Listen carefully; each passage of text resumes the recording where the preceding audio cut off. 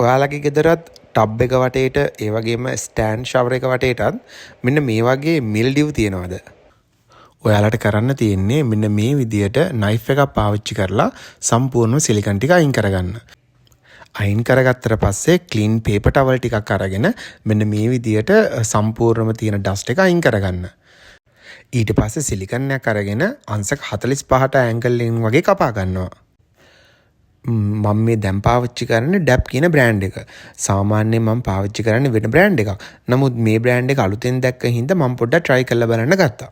මම සාමාන්‍යයෙන් පාවිච්චි කරන්නේ මොනෝ සිලිකන් කියන බ්‍රෑන්ඩ් එක. සිලිකන් එක ගන්නකොට අනිවාර්යෙන් බලන්න ඕනේ මේක බාත් ඇන්ඩ් කිචන් කියලා ගහලා තියෙනවද කියලා. ඊට පස්සේ එක කොනක ඉඳලා මෙන්න මේ විදියට ස්මූත් විදියට ඇදගෙන එන්න තියෙන්නේ. ඔයාලා මෙන්න මේ වගේ වැඩ කරනකොට ඔයාලට කම්ෆර්ටබල් විදියට PPE යූස් කරන්න.